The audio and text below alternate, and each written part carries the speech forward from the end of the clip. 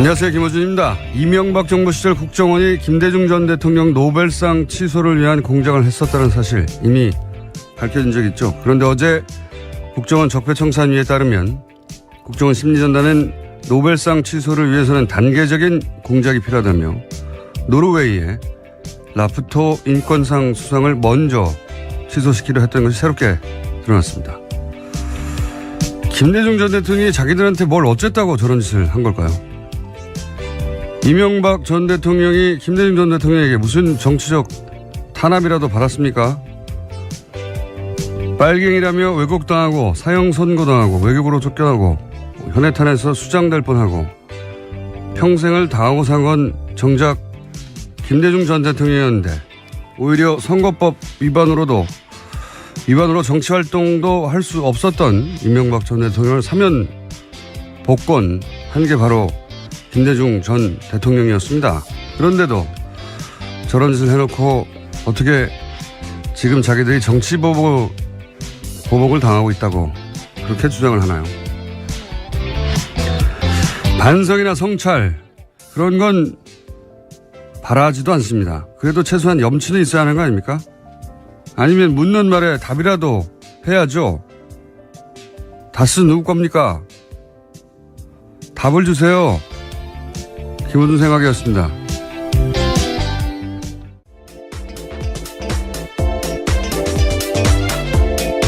시사인의 김은지입니다.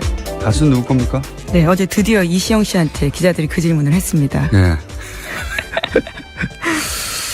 했죠. 네. 했더니 답은 돌아오지 않았습니다. 당황스러운 답변이. 저랑은 상관없는.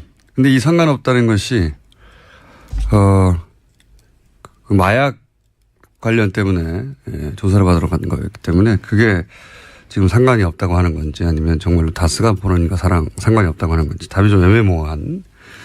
이와간 이제 묻기 시작했는데 답을 안 하고 있습니다. 네. 어제 박지원 전 대표는 나와서 답을 하고 가셨어요. 네, 아주 정확하게 말씀하고 가셨죠. 네, 본인 생각에는 그렇다는 거죠. MB가 아닙니까? 이렇게 답을 하고 대장을 하셨습니다. 자, 첫 뉴스는 뭡니까?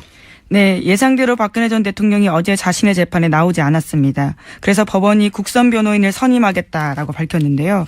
현행 형사소송법상 박근혜 전 대통령 사건은 변호인 없이 진행할 수 없기 때문입니다. 재판부는 수사 공판 기록을 복사하고 사건을 파악하는데 적지 않은 시간이 들 것이라면서 다음 재판 일정을 잡지 않았습니다. 하지만 박근혜 전 대통령이 국선 변호인이 선임되더라도 면담을 거절하는 등 변론에 협조하지 않을 가능성이 큽니다. 아주 크다고 봅니다. 제가 아프실 예정이라고 오래전부터 얘기해왔지 않습니까? 지금도 이제 아프다고 지금 국제적인 여론전을 하려고 하는데, 그렇게 하려면은 변호인의 조력도 받지 못하고 있다. 이렇게 말해야 되거든요. 그러다 보니까. 못하는 게 아니고 안 하는 거죠, 지금. 그렇죠. 안 하는 건데 이제 해외에서는 못한다고 그렇게 주장을 하겠죠. 그러기 때문에 국선 변호인이 선임돼도 면담을 안 하고, 그럴 가능성이 높고, 재판도 보이콧할 가능성이 높고, 왜냐하면 부당한 재판을 받고 있다고 주장해야 되기 때문에. 하지만 이거 실패합니다. 제가 네, 보기에는. 본인이 보이콧하더라도요, 재판은 진행될 수 있습니다. 걸석으로 진행이 되기 때문에요. 오히려 훨씬 더 불리할 가능성이 큽니다. 법리적으로는 불리한데 이제 정치적 투쟁을 하는 거니까요. 여론전을 하고 있고. 그러니까 이제 본인도 없이 진행됐다. 뭐 이런 얘기도 할 것이고. 근데 이제 유엔이 바보가 아니에요. 그리고 해외 언론도 금방 사실관계를 파악합니다. 왜냐하면 이런 일이 있으면 당연히 외무부에도 물어보고 하거든요. 공식 질의하고 기자들이. 그러면 이제 일반 재수자의 수감시설 보여주고 사진으로 보여주고 그다음에 박근혜 전 대통령이 누리고 있는 혜택들 쭉 얘기하고 사실대로 얘기해 주겠죠. 네, 어제 국감장에서도 굉장히 큰 화제였습니다. 노회찬 의원이 신문지에다 붙여놓고 현재 재소자들이 어떤 상황인지 그리고 박근혜 전 대통령과 비교해서 어떤지를 보여줬었거든요. 재소자들이 얼마나 좁은 데서 있는데 1인당 배정된 공간이 박근혜 전 대통령은 거의 10배 크기를 배정받고 있다. 퍼포먼스를 신문지 깔고 하셨죠. 그리고 끝나고 나서 바로 휴대폰으로 본인 이름을 검색해 보셨어요. 굉장히 많은 기사가 나왔습니다. 네. 창의적인 방식이죠. 사실 10마디보다 신문지 한 장에 깔아서 이렇게 좁은 공간에 있다라고 동시에 이제 사실 우리나라의 그 다인실이라고 부르지는 않지만 여러 명이 있는 방요. 그 열악하죠. 네, 좁은 건 맞습니다. 덕분에 박근혜 전 대통령 덕분에 일반 수감자들의 재수자들의 인권 문제나 공간 문제가 해결됐으면 좋겠네요. 예. 그렇고요. 그리고 뭐 관련 뉴스가 많습니다. 워낙 희귀한 언론 플레이를 했기 때문에 관련 뉴스가 몇 개 더 있죠. 네, MH그룹에서 어제 대외 담당 변호사가 공식 입장을 냈는데요. 박근혜 전 대통령은 고령에다가 아픈데 제대로 치료받지 못하고 있다라는 주장을 계속해서 하고 있습니다. 아픈데 있지 않습니까? 아픈데. 예. 네. 아프실 예정이 해외까지 전파됐어요. 예. 네. 하지만 MH그룹 같은 경우에는 박근혜 전 대통령을 직접 접촉한 바는 없다라고 밝혀서요. 직접적으로 확인하지 않은 정보에 대해서 언론 플레이한다라는 비판도 나오고 있습니다. 상관없습니다. 이쪽은 돈 받고 하는 거기 때문에 원래 이제 그 국제적으로 이렇게 인권 침해를 당하고 있다고 재소자에 대해서 문제 제기할 때는 보통은 이제 전쟁 전후다. 그 국내 정치적 환경이 굉장히 혼란스러워서 부당하게 잡혔는데 재판도 없이 잡혔거나 아니면은 잡히긴 잡혔는데 어디인지도 모르거나. 네, 그렇죠. 영장이 없이 체포되거나 그런 경우들입니다. 고문 받거나 아니면은 부당하게 사형 선고를 받거나 이런 경우거든요. 박근혜 전 대통령은 전혀 해당 사항이 없습니다. 전혀 해당 사항이 없고 인권위도 이런 지금 박근혜 전 대통령은 개인이거든요.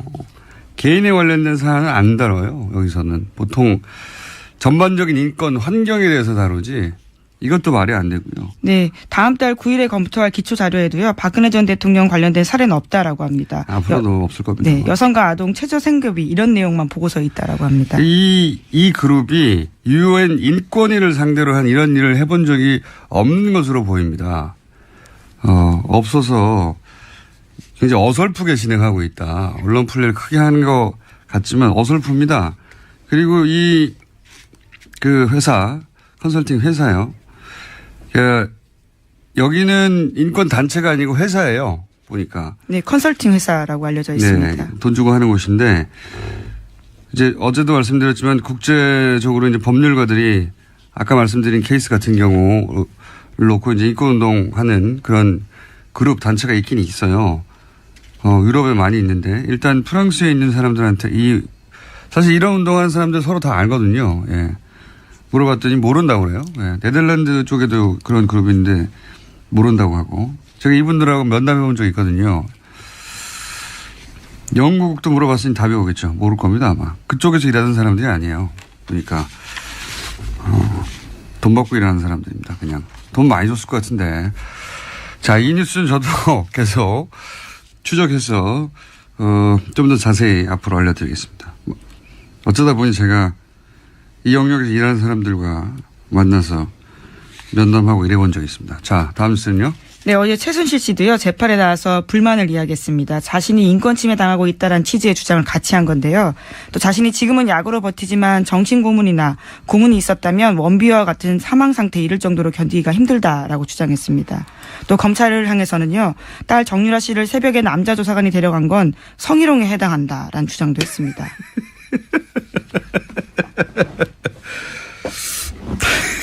네, 또 최 씨 변호인은 최 씨가 정신적으로 불안해 장기간 안정이 필요하다는 취지의 진단서를 재판부에 제출했습니다. 그러니까 정신적인 불안해가지고 지금 장기적으로 그렇게 취하고 있지 않습니까? 조용히 정신적으로 안정을 취하라고.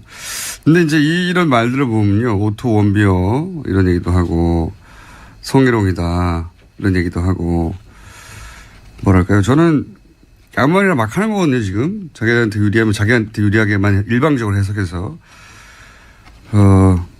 저는 출소하면 다시 재기를 위해서, 명예회복과 부활을 위해서, 또 자기 재산을 위해서 엄청난 자산가잖아요. 밝혀진 것만 가지고도. 수단과 방법을 가리지 않고 그렇게 할 것 같다는 생각이 듭니다. 수감된 상황에서도 정유라 씨가 남자 조사관과 함께 간 것은 그쪽에 연락을 해서 본인이 자청해서 간 것인데 직접 자기가 간 거죠. 네, 조사관이 와서 본인의 뜻에 반하게 마치 데려간 것처럼 계속해서 그런 식의 주장을 하고 있습니다. 보쌈 증언이라는 식의 이야기를요. 과거에 변호사들도 했었거든요. 근데 거기다가 성희롱을 갖다 붙이는 거 굉장히 창의적이네요. 오토 원비어도 나오고. 이건 전혀 공감대를 얻지 못하지만 본인은 그렇게 생각하는 것이고. 수단과 방법을 가지 않을 것 같습니다. 저는 출소하게 되면 여전히 제 기업 부활을 위해서. 그리고도 아무런 죄의식을 느끼지 못할 것 같고요. 자, 다음 뉴스는요. 네, 자유한국당에서는 오늘 윤리위원회를 열어서 박근혜 전 대통령의 당적 문제를 논의합니다. 수차례 박근혜 전 대통령에게 사실상 자진 탈당을 권했지만 응답이 없었기 때문에 더 이상은 못 기다린다라는 건데요. 혁신위원회 권고대로 탈당을 권유할 가능성이 큽니다. 뭐 답을 할 거라고 생각하고 뭐 질문했나요? 예. 요식행위죠. 지금은 이제 바른정당과 바른정 탈당파와 통합하기 위해서 명분을 쌓는 것이니까. 그리고 동시에 이제 국민의당에서는 그 나머지 인원들과 합치려고 요즘 언론 플레이를 또 열심히 하고 있더라고요. 예, 일종의 데드라인이 다음 달 13일인데요. 바른정당 전당대회가 있기 때문입니다. 국민의당은 조선일보하고 협력 플레이를 하는 것 같은데 조선일보는 오늘 또 그런 기사가 났던데 국민의당 40명 중에 30명은 통합에 찬성하고 있다. 네, 그렇죠. 예, 어떻게 아느냐. 이미 2주간 1대1 접촉으로 전수조사를 국민의당 의원들을 상대로 마쳤다. 그래서 5명 정도 반대한다. 라고 하던데 전수조사를 다 마쳤는데 어떻게 당사자들은 자신들이 그런 조사를 받았다는 걸 모릅니까? 예, 박지원 대표도 모르던데. 자, 어쨌든 이 기사 역시 그 여론조사, 비밀리에 한 여론조사가 조선일보에서 나왔죠. 예, 이 기사도 역시 조선일보. 조선일보는 이제 걱정하는 거죠. 국민의당에서 혹시 민주당과 합칠까봐. 예. 걱정이 많아요. 조선일보가. 그래서 국민의당의 안철수계하고는 이해관계가 맞는 거죠. 그래서 연일 그런 특종을 하고 있습니다. 자, 다음 뉴스는요. 네, 오늘 새벽 추명호 전 국정원 국장에 대한 구속영장이 기각됐습니다. 서울중앙지법 강부영 영장전담 부장판사가 다음과 같은 기각 사유를 밝혔는데요. 전체 범죄 사실에서 피의자가 차지하는 지위와 역할, 피의자의 주거 및 가족관계 등을 종합하면 구속해야 할 사유와 필요성, 상당성을 인정하기 어렵다라는 겁니다. 네, 검찰이 계속 기각될 때마다 비슷한 워딩인데, 예. 추명호 전 국장도 오늘 기각됐고 또 공교롭게도 추선희 사무총장도 네. 영장이 기각됐습니다. 두 분 모두 기각됐고. 네, 여기는 그 기각 사유가 약간은 다른데요. 읽어보면 혐의는 소명되나 피의자의 신분 가치, 수사 진행 경과 등을 고려할 때 도망 및 증거인멸의 염려가 있다고 보기 어렵다라는 겁니다. 혐의는 있지만 증거인멸 염려가 없다라는 취지 이야기인 거죠. 이재용 부회장은 뭐 집이 어딘지 모릅니까? 자, 이 건은 또 두 건이 동시에 발생했기 때문에 저희가 뉴스공장 영장 해설 판사를 연결하지 않을 수가 없습니다. 네. 연결되셨는지 모르겠네요. 연결됐나 봅니다. 이정렬 전 부장판사 연결해보겠습니다. 안녕하십니까? 네, 안녕하세요. 네, 저희가 몇 차례나 반복적으로 한 기각 건이 이번에 또 비슷한 취지의 인터뷰가 이어질 것 같긴 한데, 그렇죠? 아니 근데 이거 예. 저기 하루에 하나씩 하면 저도 2번 출연하시는데 이거 하루에 2개를 해가지고. 네, 출연 횟수가 이래 줄었습니다. 네. 그러게 말입니다. 두 분을 그냥 묶어서 얘기해보죠. 예. 이 단건으로 얘기하기보다는 사실은 쭉 이어져 온 어떤 흐름이 있지 않습니까? 그렇죠. 네. 그 흐름의 관점에서 보실 때 이게 어떤 문제가 있는지 좀 정리해 주십시오. 이게 저도 그래도 한때 법원에 몸담았던 사람이라 가급적이면 일반적으로 판사들이 하는 그런 거에 맞춰가지고 좀 말씀을 드리고 다른 여러 가지 의도는 배제하려고 했는데 오늘 거는 진짜 좀 어떻게 할 수가 없네요. 진짜 보니까. 네, 영장 판사도 직접 해보셨잖아요. 예. 예. 일단 크게 저 공장장님께서 이제 두 가지를 묶어서 얘기하라고 하시니까 예. 조금 전에 김 기자님께서 말씀을 해주셨는데 예. 이제 두 사람의 구속영장 청구 기각 사유 중에서 공통되는 점이 하나가 있습니다. 이 사건 범죄 사실에서 차지하는 지위, 피의자의 지위라는 말이 나와요. 네네.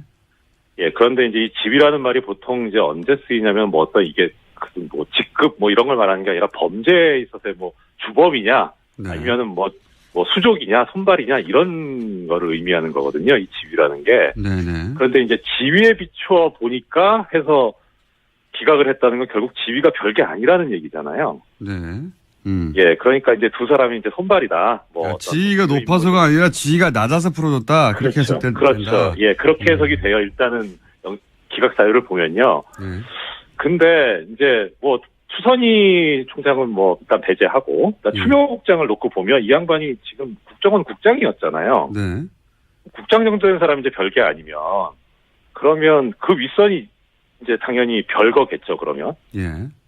원장, 뭐 그 윗선 대통령, 뭐 이런 쪽. 그렇죠. 예. 네, 지휘라인. 근데 원장은 이제 당시 이제 원세훈 원장이었고, 네. 그다음에 이명박 전 대통령 아니면 박근혜 전 대통령. 예. 근데 이제 원세훈 원장은 지금 수감돼 있잖아요. 네. 그리고 박근혜 전 대통령도 수감돼 있고, 네. 그러니까 이 두 사람 뭐 그렇다 치고 이명박 전 대통령 같은 경우에 그러면 예. 이게 윗선이 있기 때문에 그래서 지위가 얼마 안 되니까 기억했다면은 이 세 사람도 다 지금 이 범죄 혐의에 연루돼 있다라는 거로 법원이 본 거 아니냐 이렇게 해석 가능하긴 해요. 논리적으로만 보자면 예. 그렇죠. 근데 예. 그렇게 봤을 것 같지는 않지만 예. 일단 하여튼 그런데 순수하게 법적인 관점에서만 보면 그러면 두 사람은 수감돼 있으니까 어떻든 이 추명호 추선희하고는 차단돼 있으니까 예. 두 사람이 말을 맞추긴 어려울 거예요. 네. 그런데 이명박 같은 경우에 지금 수감이 안 돼 있잖아요. 아, 그러면 그 논리들 한번. 예, 이거 뭐 법논리입니다. 뭐 수감돼야 되냐 안 되냐 뭐 이걸 얘기하자는 게 아니라 예. 지위가 중요하지 그러니까 않다니까. 예. 예, 그러니까 언제든지 두 사람 접촉 가능한 상태에 있기 때문에 당연히 증거인멸의 우려가 있어요. 이런 경우에 이제 어떻게 법원에서 판단을 해왔냐면 영장 전담할 때 조사받지 않은 공범이 있다. 그러니까 증거인멸의 우려가 있다. 이렇게 봐왔거든요. 그러니까 조사받지 않은 공범이 있어요. 이명박 전 대통령이 아직 조사를 받은 바가 없잖아요. 네. 그러니까 증거인멸의 우려가 당연히 있는데 지위 때문에 증거인멸의 우려가 없다라고 봤다. 연결을 시키면 그건 명백히 부당한 거죠. 법논리로 좀 하나는, 따지니까 그렇군요. 예, 예, 그렇죠. 그다음 또 하나 이제 도주 우려가 없다는 건데 네. 도주 우려가 없다는 것도 뭐 기존에 우리 수공장에서 여러 번 말씀드렸습니다만 도주 우려가 있다고 보는 경우가 언제냐면 대표적인 경우가 실형 선고가 예상되는 경우거든요. 이게 수감될 가능성이 있으니까 당연히 도망가지 않겠습니까? 이렇게 보는 거거든요. 객관적으로. 뭐 조금 전에 공장장님 이재용 피고인 얘기도 하셨는데 뭐 개인적으로 어떻다 저떻다는 사실 크게 따지진 않아요. 왜냐하면 그렇게 되면 유전무죄 무전유죄가 돼버리니까 객관적으로 좀 보자는 거죠. 근데 지금 이 사건에서 보면 내용이 뭐냐면은 이 공무원이 정치적 중립을 지켜야 되는데 이건 다른 법도 아니고 특별법이 있어요. 국정원법에 정치적 중립을 지키라고 다른 일반법하고 달리 국정원 직원이 거기다 민간인이 공모 가공해가지고 민주주의의 근간을 흔들어버리는 여론조작을 해버린 거란 말이에요. 상당히 중대한 범죄죠. 그러니까 근데 이게 별게 아니라고 본 거예요. 이 정도 가지고 실형 선고 안 된다는 거죠. 실형 선고가 예상될 정도의 중대한 범죄는 도주의 우려라고 우리가 있다고 생각해서 구속하는 게 통상적인 경우인데, 그렇죠. 예. 중대한 범죄가 아닌 걸로 봤다. 그렇지 않고서는, 이런 논리가 나올 수가 없다. 이런 말씀이시군요. 그렇죠. 그러면 이게 중대한 범죄가 아니라면 이거는 이 영장전담 판사들이 민주주의를 부정하는 세력이거나 아니면은 최소한 적어도 이쪽에 관련된 정치적인 입장과 견해를 같이 하는 거 아니냐라는 그런 의심이 들어요, 강하게. 더 나가서 지금 문제가 뭐냐면, 잠깐만 나갔습니다. 추선희 총장 같은 경우는 뭐냐면, 오늘 말 욕심이 많으시네요. 열받았어요. 추선희 총장 같은 경우 2천만 원 갈취도 있거든요. 예. 혐의가. 이거는요, 국정원법 위반을 떠나서요, 이 정도면은 뭐 합의가 됐는지 안 됐는지 모르겠는데, 이거 당연히 이거 실형 선고감이에요. 근데 이게 지금 아니라고 하는 거는 뭔가 이건 의도가 있는 거죠. 그렇게밖에 해석이 안 돼요. 지금 사실은 영장 판사들의 기각 이어져 온 사례가 하필이면 이거 우병우 전 민정수석 혹은 최순실 씨 라인 혹은 관련 소위 이제 국정농단 사건 관련해서 주요 피의자들이 계속 영장이 기각돼서 그게 사례가 하나 둘 있을 때까지만 하더라도 이제 조심스럽게 말을 했는데 명백한 흐름이 있다고 보여지지 않습니까? 그 정도 말해도 되는 거 아닙니까? 이 정도 되면? 정말 말도 말이지만 글이라도 하나 쓰고 싶네요, 정말. 그리고 이 추선 그러니까 결정적으로 추선이 2천만 원 네네. 갈지 거기가 저는 되게 컸어요. 이거는 뭐 있을 수가 없어요. 어떻게 이게 도주 우려가 없다고 보는 건지. 그렇기 때문에 추선희 씨가 만약에 그 사무총장이 아니었다면 이런 결과는 나오지 않았을 것이다라고 얘기할 수 해도 무방하지 않나 싶습니다. 사실 어버이연합 처음 문제됐을 때 네. 압수수색 한다고 했을 때 사무실 문 닫고 네. 뭐 자료 없애고 한 당사자예요. 그리고 본인이 모처에 있다고 연락이 안 되고 그게 예. 도피 아닙니까? 그렇죠. 최소한 도주 우려가 있죠. 도주에 징후가 있는 거니까요. 그것도 뭐 개인적인 거긴 하지만 그건 이제 어떤 전력이기 때문에 일반적으로 얘기하는 뭐 주거가 명확하다 뭐 내지는 뭐 직업이 뭐 일정하다 뭐 이런 거하고 다른 문제거든요. 그렇게 시도를 한 바 있기 때문에 이것도 상당히 중요한 문제인데 그거에 대해서도 눈을 감았다는 거는 이게 어떤 의도가 있는 것 같다라고 하는 근거를 대자면 계속 될 수 있을 정도로 여러 가지가 나오는 거죠. 지금 공장장님 말씀하신 것도 하나의 근거고요. 알겠습니다. 저는 뭐 이 사안 하나하나를 디테일하게 따지는 것 이상으로 이게 이제 굉장히 이어져 온 흐름이라서 흐름의 관점에서 한번 짚어볼 필요가 있다 싶어서 말씀드렸는데 또 그걸 또 어찌나 논리적으로 말씀하시고 말 욕심도 많으신지. 오늘은 여기까지 하고요. 예, 저희가 사례를 총 다 모아가지고 한번 종합적으로 따지는 거 해볼까 합니다. 다음 주나 한번. 그때 한번 다시 모시겠습니다. 네, 알겠습니다. 네, 감사합니다. 지금까지 이정렬 전 부장판사였습니다. 자, 민의로 잠깐 짚어봤고요. 뉴스 한두 개 정도 더 할 시간이 있습니다. 예. 네, 아까 앞서 말씀드렸었는데요. 이명박 전 대통령의 아들 이시영 씨가 어제 검찰에 출석했습니다. 마약 투여 의혹을 제기했던 KBS 추정 60분 팀을 고소한 바가 있는데요. 이와 관련해서 조사를 받기 위해서 나온 겁니다. 근데 지금 모발 소변 검사 한번 나오나요? 네. 안 그래도 한겨레 신문이 오늘 아침에 보도한 바에 따르면요. 모발은 최대 1년, 소변은 일주일 정도 전까지만 나온다고 합니다. 그런데 해당 사건 같은 경우에는요. 2015년 9월 달에 일어난 일이거든요. 이게 지금 검사봐야 무슨 소용이 있나 싶은데 뭐 여하간 네. 그리고 고소고발을 할 거라면 그때 하지 지금 와서 하는지 뭐 그것도 의문이긴 한데 여하간 그렇게 조사를 받는데 기자들이 당연히 다스는 누구 겁니까 해당되는 질문을 했죠. 예. 네, 다스 의혹에 대해서 한 말씀 해달라라는 이야기도 했는데요. 이시영 씨는 지금은 사건과 상관이 없어서 죄송합니다라고 이야기하고 갔습니다. 이 사건이 다스라 의미하는 걸까요? 아니면 본인 사건을 의미하는 걸까요? 이와 간 상관이 없어 죄송합니다라고 답을 안 한 것 같습니다. 네, 마약과 관련돼서는 굉장히 자세하고 세게 이야기했는데요. 이와 관련해서는 말을 하지 않고 간 겁니다. 사실상. 노무현 전 대통령 때, 네, 전 대통령 관련해서 가족 관련 이런 의혹이 제기됐을 때 국내에 있는 모든 기자들이 봉화로 내려갔어요. 집 앞에 죽치고 망원경으로 땡겨서 찍고 이분들 왜 그렇게 주지 않았나요? 예. 그리고 여기 그때하고는 비교할 수 없는 정도의 액수와 규모와 구체적인 문서들이 나왔으면 당연히 이분들 집 앞에 가서 죽치고 있어야 되는 거 아니에요, 이제? 저는 그렇게 생각이 드는데 겨우 법원에 나왔을 때만 한 번 묻고 맙니까? 네, 뭐 검찰이긴 한데요. 검찰이군요. 네. 네. 이렇게 뭔가 중요한 얘기를 흥분해서 할 때는 다 끝난 다음에 지적을 해주세요. 네, 아니, 도움을 드리기 위해서 그랬습니다. 여하간 이 질문은 더 해야 한다. 왜 하지 않고 있냐. 이명박 전 대통령 찾아가서 물어보면 되잖아요. 기자들 다 아는데 어디 있는지. 왜 안 물어보는지 모르겠어요. 왜 안 물어보느냐. 이쪽은 거꾸로 고소고발을 할 수 있거든요. 힘도 있고. 그래서 안 하는 거라고 봅니다. 저는. 하셔야 한다. 자, 여기까지 하겠습니다. 지금까지 시사인의 김은지였습니다. 감사합니다. 최일구 앵커 아십니까? 네. 다음 주 월요일부터 TBS 오후 2시 프로그램에 DJ로 합류하신다고 해서 잠깐 소개해드리겠습니다. 연결되어 있습니다. 안녕하십니까? 예, 안녕하세요. 공장장님. 최일구입니다.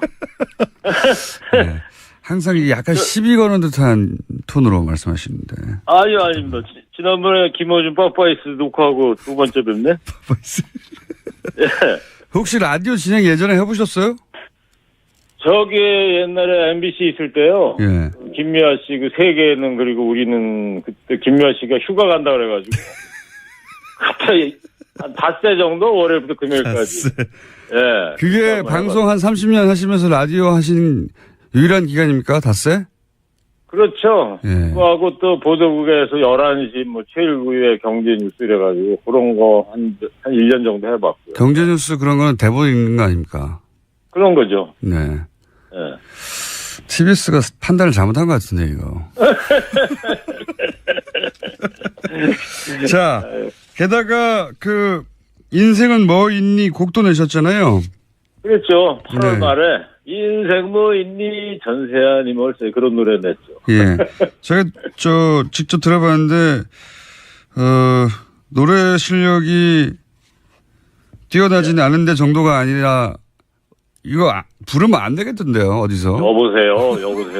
아, 그 노래 연습을 석 달이나 해가지고 녹음한 건데 그러시면 안 되지. MBC 파업하는데 인문 공연 가신다면서요? 이 노래 들고. 아니 그때 안 가시는 게 빠빠에서 좋겠어요. 그 얘기를 했는데 네. 후배들이 불러주질 않네요. 노래 나온 걸 모르나 봐. 알죠. 들어보니까 이 고문이거든요, 듣기로는. 이문이 아니고. 아, 그 25일 날 네. 그 시청 앞에서 MBC 파업 그 집회 있지 않습니까? 네네. 공장장도 나오신다 그러던데. 직접 나가진 가볼 않고요. 건데. 그냥 예, 인터뷰만. 영상 메시지로만. 네. 그날 가서 불러주면 참 좋을 것 같은데 후배들이 불러줘야가지고. 예. 후배들도 귀는 있잖아요. 저기 파업 사태에 대해서 연결된 뒤 말씀하시니까 네. MBC 파업 사태에 대해서 어떻게 보고 계십니까? 2012년에 170일 파업했는데 결국 졌지 않습니까?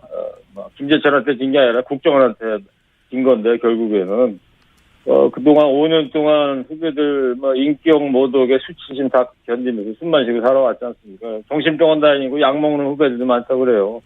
이제 보니까 파고 해치고 이제 항구에 불빛이 서서히 보이고 있지 않을까.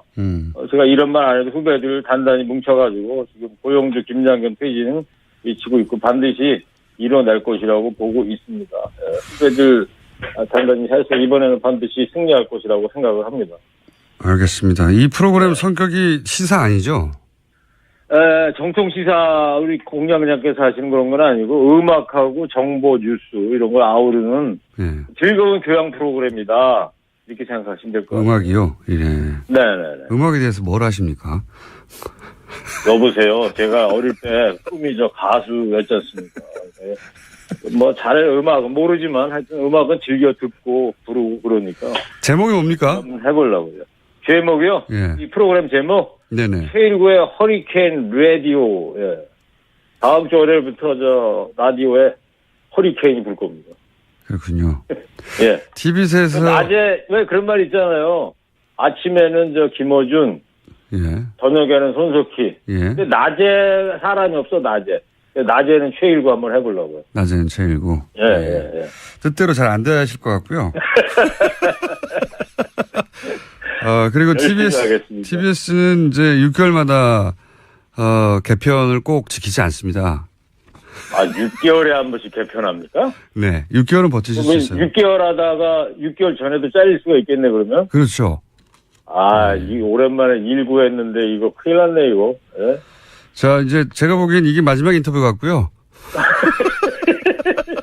프로그램 끝낼 때, 네. 예. 다시 연결하도록 하겠습니다. 제가. 알겠습니다. 근데 그 2시가 컬투쇼 있는 시간대예요. 아십니까? 예, 알고 있죠, 예. 네, 11년 연속으로 라디오 1위를 했는데. 인생 뭐 있습니까? 전세아님 멀쓰지. 열심히 부딪혀서 해봐야죠. 알겠습니다. 네. 자, 오늘 첫 인터뷰이자 네. 제 생각에는 마지막 인터뷰가 될 것 같아요. 그러지 마시고, 이제 시작하는데. 최일구의. 예. SBS 블랙하우스 하신다며요. 예. 네. 공중파 가시는데 머리 좀 깎고 수염 좀 깎으실 그런 의향은 없으세요? 네, 그런 생각은 없고요. 예. 최일구의 허리케인 라디오 네. 청취율 안 나올 때, 예. 네. 저 한번 불러주세요. 예. 저야 영광이죠. 불러주시면 거절하겠습니다. 네. 말을 못하겠어. 네, 감사합니다. 예, 감사합니다. 예. 네. 지금까지 월요일부터 TBS에서 라디오를 세계 최초로 진행하시는 최일구의 허리케인 라디오의 최일구 씨였습니다.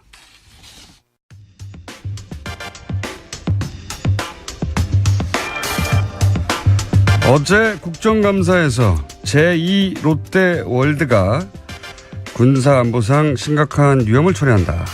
예, 이런 주장 나왔습니다. 더불어민주당 박범계 의원 전화 연결해 보겠습니다. 안녕하세요. 네, 안녕하세요. 저희가 먼저 섭외를 했습니까? 아니면 뉴스룸이 먼저 섭외를 했나요? 뉴스룸이 먼저 섭외했습니다. 네, 아닌 것 같은데. 저는 바른 사람입니다. 자, 우리 꼭 인터뷰 잡고 나면 뉴스룸에 먼저 등장하시는 분들이 한두 분이 아니어가지고, 네. 저희도 네. 뉴스룸을 보다가 꺼버렸습니다, 어제. 그러셨나요? 자, 오늘 반나절 지났으니까 밤새 또 새로운 정보가 나오길 기대하는데 우선 군사안보상 제2 롯데월드가 위험이 있다는 얘기는 사실 당시에도 나왔었습니다. 근데 국정감사에서 굉장히 자세히 무엇이 문제인지 조목조목 짚어주셨는데 군사안보상 위험 정리를 좀 해주십시오. 어떤 게 있습니까? 네, 일단 제가 말씀드린 이런 위험 요소들은 네. 제가 군사안보상의 전문가도 아니고 제 전공도 아니기 때문에 제 개인적인 어떤 주관적인 입장이 아니고 네. 제가 평생을 공군에 계셨고 공군 참모총장까지 하셨던 또 그 당시 제1롯데월드 신축 승인 과정에서 반대를 했던 김은기. 예, 김은기 전 공군 참모총장을 제가 만나 뵙고 네네. 브리핑을 좀 받은 뒤에 그 의견에 기초한 거라는 말씀드립니다. 제1롯데월드는 555m에 123층짜리 잠실 석촌호수 주변에 있는 큰 건물이죠. 네. 주변에는 그만한 건물들은 전혀 없습니다. 딱 한 건물만 우뚝 서 있는데 네. 그 건물이 들어섬으로써 한마디로 전투기가 이착륙할 때, 특히 착륙을 할 때 쭉 패턴을 그리면서 궤적을 그리면서 이제 들어옵니다. 바로 일직선으로 들어오는 게 아니고요. 네. 그것을 이제 장주라고 표현하는 모양입니다. 공군에서는. 그래서 서쪽의 하늘을 이렇게 패턴을 그린 것을 서편장주, 동쪽의 패턴을 그린 것을 동편장주 이렇게 표현하는데요. 한마디로 제2롯데월드가 들어서게 되면서 성남 비행장의 서편장주가 못 쓰게 됐다. 이런 얘기입니다. 그렇게 된다면 네. 유사시의 전투기라는 것은 일종의 적을 공격한다든지 또는 적의 공격을 피하기 위해서 일종의 생존을 위한 어떤 기동 영역을 확보해야 되거든요. 네. 그렇지 않습니까? 그래서 그걸 전문용어로 회피 기동이라고 한답니다. 네. 적의 공격을 피하기 위한 기동 영역, 어떤 일정한 어떤 바운더리를 확보를 해야 되는데 서편장주 부분, 즉 제1롯데월드 부분은 완전 쓸모가 없는 부분이기 때문에 제약을 받게 돼서 결국은 안보상에 큰 위험이 초래된다 이런 말씀입니다. 알겠습니다. 이 이야기는 사실 당시 건설 당시에도 공군은 반대를 했었기 때문에 그런데 이제 그 반대 이후에 어떻게 승인이 되었는지 그 중간에 승인 과정은 저희가 잘 알 수가 없습니다. 근데 이 롯데월드 승인 과정의 문제점 뭐라고 보십니까? 예전 기사를 찾아보니까요. 네. 저희 당의 안규백 의원이 오랫동안 국방위만 많이 하시는 의원님이신데, 네. 그 당시 공군뿐만 아니라 한국공항운항학회라는 네네. 학회가 학회 연구 용역을 맡겠답니다. 정부가. 네네. 근데 그 정부가 맡긴 최종 검증 보고서에 중간 보고서에 있는 항목이 삭제됐다고 그래요.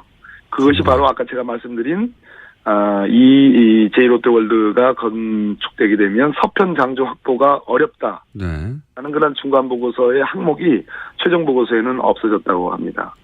그래서 쭉 보면 이게 1988년부터 롯데그룹이 신격호 회장을 중심으로 해서 일종의 수건사업, 가장 중요한 수건사업으로 진행이 되어 왔는데 김대중 정부, 노무현 정부에서 다 반대가 됐습니다. 그런데 이명박 대통령이 시장을 할 당시, 서울시장 당시에는 이것을 1차적인 승인을 했습니다. 그러나 최종적으로는 대통령인 노무현 대통령께서 반대를 해가지고 안 됐는데, 결국은 그런 이명박 시장이 대통령이 당선되자마자 적극 검토하라는 지시가 있었고, 청와대에서 아마 실무관 회의가 수차례 진행이 됐던 모양입니다. 당연히 공군은 반대 의견을 냈음에도 불구하고 어찌됐든 김은기 총장이 경질된 이후에 이것이 전격적으로 건축이 승인이 됐습니다.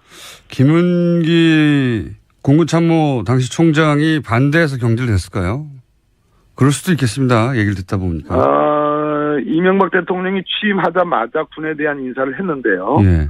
했는데 그중 6회 공군 대장이 총 9명인데 예. 그중에 딱 2분이 그대로 유임이 됩니다. 예. 한 분이 김은기 장군이고요. 대장이고 예. 한 분이 김태형 대장이거든요. 네. 이 2분이 그냥 유임이 됐습니다. 네. 그런데 유임이 됐다는 얘기는 뭐 정부가 바뀔 때마다 과거 정부 사람이 한두 명이 유임이 되고 오히려 승진한 경우도 있죠. 네네. 당연히 유임됐다는 것은 임기가 어느 정도 보장되는 걸로 보여지는데 다시 10월에 전역을 당하거든요. 아, 그 그렇군요. 직후에 이제 승인이 됐습니다.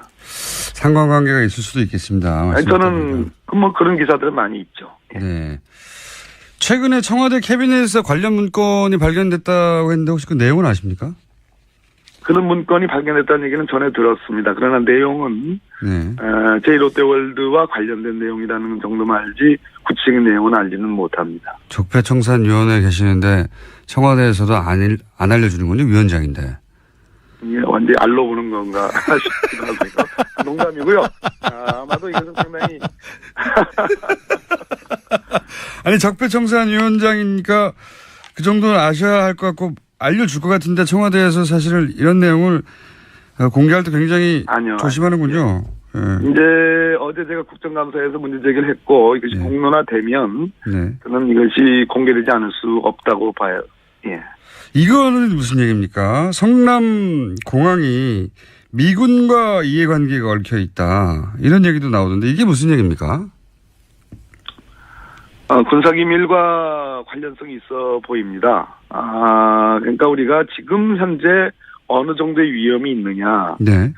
이런 관점이 아니라 우리가 만에 하나라도 비상시, 유사시 혹은 전쟁이 발발하는 경우 이런 경우를 가정할 수밖에 없거든요. 왜냐하면 성남 비행장은 민간 비행장이 아니고 휴전선에 가장 인접한 최북방 공군기지입니다. 네네. 더군다나 대한민국 1호기 즉 국가 원수의 전용기가 뜨고 내리는 곳이거든요. 네.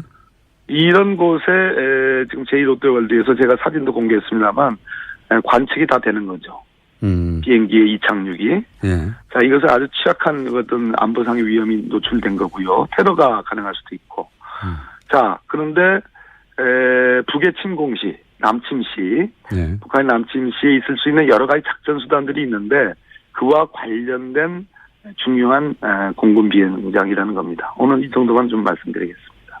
뭔가 더 그럼에도 불구하고 그러한 안보적 요소들이 고려되지 않았다. 기업의 이익을 위해서. 이 지점이 중요하다고 봅니다. 기업의 이익을 위해서 사실 그 보수 정권은 기업 논리 위에 오히려 과도하게 안보 논리를 내세워서 문제가 되는 경우는 봤어도 거꾸로 안보를 포기하고 특정 기업을 편들어주고 편의를 봐주는 케이스는 이 정도로까지 드문 케이스 아닙니까 이게. 그래서 제가 반역적인 행위라는 말씀드립니다. 심지어 이 롯데그룹의 그 참 오랜 동안에 국민의 미간을 찌푸리게 했던 형제인한 또 롯데그룹의 지배관계, 소유 지배관계를 보면 한국 롯데와 일본 롯데의 관계들 이런 걸 보면 참 여러 가지 개탄스러운 부분이라고 보여집니다. 작년에 롯데 물산이었던가요? 물산 사장이 출국 금지가 된 적이 있습니다. 그렇습니다. 기준이라는 시행사죠. 네, 롯데월드 지었던 것이죠. 건설한 시행사입니다. 예. 그래서 박근혜 정부가 이 제2롯데월드 관련해서 과거에 이런 문제들을 한번 수사하려고 했던 것인가 싶었는데 이게 그냥 덮였어요. 이게 왜 더 진행이 되지 않았을까요? 박근혜 정부 4년 동안 이런 속설들이 있었습니다. 이제 소문으로 무성했죠. 그러니까 박근혜 정부가 정부 차원에서 국민으로부터 인기가 떨어질 때 또는 정부의 신뢰성에 손상이 가고 뭐 이런저런 그럴 때 이명박 전 대통령 정부의 여러 가지 비리 의혹이나 문제점들을 파헤칠 것이다라는 그런 소문들이 꽤 오랫동안 지속이 되어 왔습니다. 아시죠? 네네, 그런 얘기 있었죠. 그런데 반대로 또 소문 중에는 또 이명박 정부 쪽에서 뭐 제가 이명박 대통령이라고 얘기하지 않습니다. 정부 쪽에서 또 반격 카드가 있다라는 등등의 그런 소문들이 여기저기 있었거든요. 오랫동안 있어왔죠, 그런 얘기가. 있어왔습니다. 그런 측면에서 저는 그 장경작이라고 사실 롯데 이 한국 롯데 일종의 총수 뭐 비슷한 총괄사장. 총괄사장이죠. 그리고 기준 아까 말씀하신 롯데물산의 사장이죠. 출국 금지가 됐었는데 그것이 이 제2롯데월드와 관계된 거 아니냐라는 보도들이 꽤 있었는데 검찰은 현재까지도 확인을 해주지 않고 있습니다. 그렇군요. 그러니까 이전 정권과 박근혜 정권, 이명박 정부와 박근혜 정부 사이에 그렇게 뭐랄까요 서로 기싸움하고 그러는 와중에 벌어진 일이지 실제 수사 의지가 있었겠는가 이렇게 볼 수도 있겠군요. 네. 예, 그렇습니다. 네. 그런데 의원님 다스는 누구 겁니까? 예, 다스에 대해서 제일 잘 아시는 분이 우리 김어준 총수 아니실까요? 제가 그때 그 파파이스 나가서 다스의 90억 자금 흐름도를 제가 그때 설명드렸죠. 네, 굉장히 복잡한 자금도였습니다. 돌고 돌아서 마프 뭐 이렇게 등등 해가지고 결국은 이명박 전 대통령 거쳐서 EBK로 이렇게 꽂히는 그 자금 흐름은 미국 소송에서 미국 법원에 의해서 확인된 거기 때문에 그 지점을 주목할 필요가 있다고 보여집니다.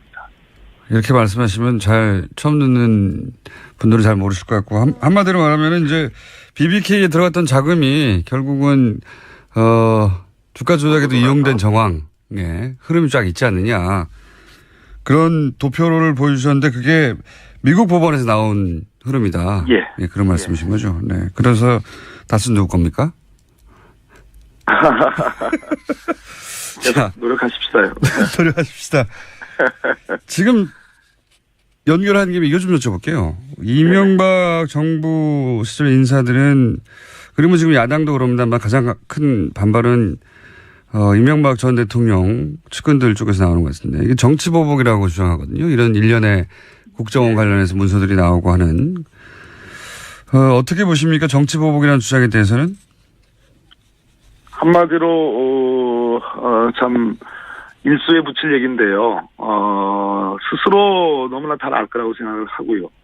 하나하나 나오는 것마다 다 범죄 행위를 구성하고 있고 궁극적으로는 국가기관을 총동원해서 여론 조작을 해서 결국은 박근혜 정권이라는 쌍둥이 정권을 탄생시키는 거라고 보여지거든요. 그런 측면에서 지금 박근혜 국정농단과 무관할 수 없다. 그렇기 때문에 정치 보복이라는 주장은 결국은 저는 뭐 말이 안 된다 이렇게 생각합니다. 지금 나오는 사안들 관련해서 결국 이명박 전 대통령이 검찰의 포토라인에 쓰긴 설까요? 어떻게 전망하십니까? 피고발인으로 지금 박원순 시장을 포함해서 여러분들이 김미화 씨 또 문성근 씨 이런 분들 저 블랙리스트에 관련된 분들의 어떤 고발 그리고 최성 시장의 고발 등등이 있기 때문에 검찰의 수사를 피할 수는 없다고 보여지고요. 포토라인에 쓰는 것은 조금 더 기초조사를 좀 봐야 되는데요. 1차 관건은 김관진 안보실장이라고 보여지고요. 근데 약간의 먹구름이 좀 있습니다. 간밤에 추명호, 추선희, 추라인이 영장이 각각 기각이 됐거든요. 저희가 이정열 부장판사하고도 잠깐 얘기했는데 또 판사님 출신이시니까 이 사안에 대해서 간단하게 논평하시면요. 1분밖에 안 남았는데. 먹구름이 꼈는데요. 적어도 우병우와 관련된 듯한 추선희 영장 기각은 손발을 이제 뭐 그렇게 해도 괜찮다. 그건 뭐 어쨌든 그것도 문제지만 우병우와 관련된 거는 다 조목조목 기각되는 걸로 봐서는 지금까지 그랬습니다. 확실하게 무슨 가이드라인이 있는 거 아닌가 하는. 그래서 오늘 서울중앙지법 국정감사를 하는데 한번 따져볼 생각입니다.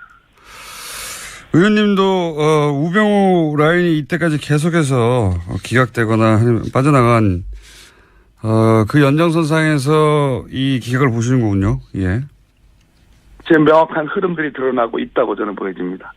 그렇군요. 자, 의원님 다음에 뉴스룸과 뉴스공장이 동시에 섭외가 올 때 뉴스룸에 제발 한 번만이라도 뉴스공장 일단 나간 다음에 나갈게요. 이렇게 말 좀 해주세요. 분명합니다. 예.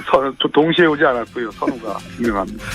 감사합니다. 사람이겠습니까? 네. 네. 좋은 하루 되시오. 감사합니다. 지금까지 적폐청산위원장 박범계 의원이었습니다.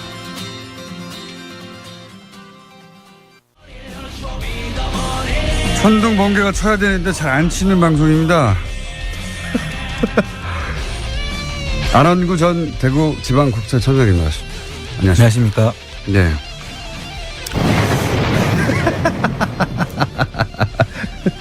예, 천둥이 아무 말 안 하고 있는데 터졌습니다. 월요일 날 말이죠, 저희가. 예. 도곡동 땅. 결국 BBK의 자본금이 된 그 도곡동 땅을 판 돈 190억. 예. 이게 제3자의 것이라고 검찰 발표가 있었는데 예. 그 이후에 흐지부지 됐다 이게. 예. 그런 말씀하시다가 끊어져 버렸어요. 시간이 부족해가지고 그렇죠. 본론에 못 들어가고. 네. 그 얘기 다시 잠깐 정리하자면 이게 당시 상황을 좀 그 얘기를 해 주십시오. 검찰에서. 예. 예. 그 당시에 도곡동 땅 판 돈이 263억이 있었고요. 263억 있었고. 예. 그것을 이제 그 중에서 190억. 그러니까 그래서 아마 저도 그때 궁금했던 게 263억에 팔았는데 그 땅을. 예. 근데 왜 190억만 다스에 들어갔지? 그랬었거든요. 그렇죠. 그때 당시에 263억 중에서 양도소득세가 있지 않겠습니까? 예.